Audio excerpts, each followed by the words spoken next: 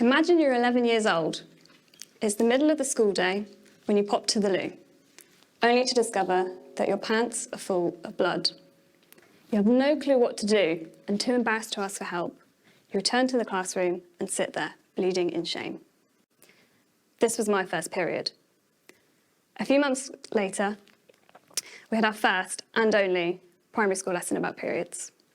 The girls were taken out of the classroom, we were given a brief biological explanation, shown a pad and tampon, and sent on our way. At the time that I started menstruating, we didn't even have sanitary bins in the girls' toilets.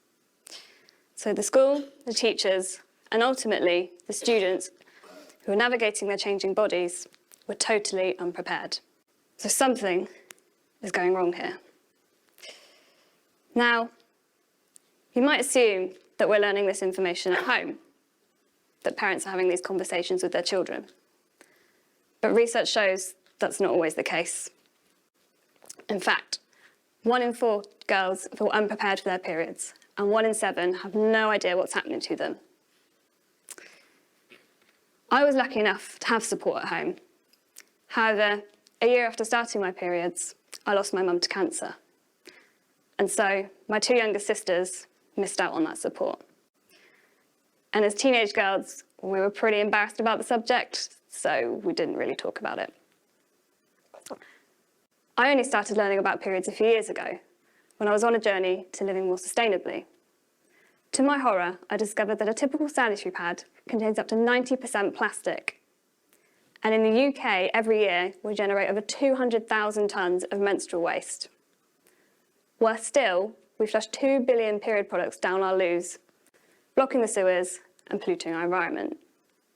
I was shocked that nobody had told me these things and that there were more sustainable alternatives.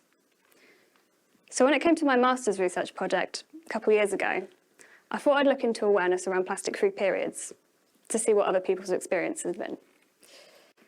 But as I started having conversations with people, I realised that the topic needed to be taken right back down to basics.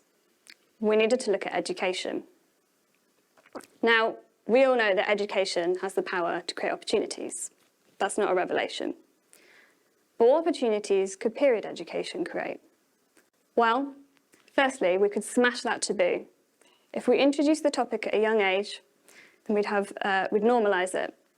There'd be no more code words, no more, "Psst, the painters are in," or hiding tampons up our sleeves, like we're smuggling something illegal. Secondly, we could then open up the conversation to other important topics. Things like contraception and fertility, health conditions, and even the menopause. And as we start doing that, then we could help people to create more informed choices about their bodies, whether that's choosing the right period product or a much bigger decision around their reproductive health. And finally, we could help create more equal opportunities. For example, if we have more awareness of what periods can be like, then we might have more supportive workplaces, especially if we include those who don't menstruate in the conversation. We might help young people to stay in school, instead of millions missing out and falling behind every year because of their periods. We might also start tackling period poverty, which affects at least 1 in 10 people in this country. So essentially what I'm saying is, period education has the power to help us create a society in which no one is held back simply because they bleed. But where can we get this education? Well, schools could be the ideal place, but they're not the only place. And we know that governments are pretty slow to enact any sort of change.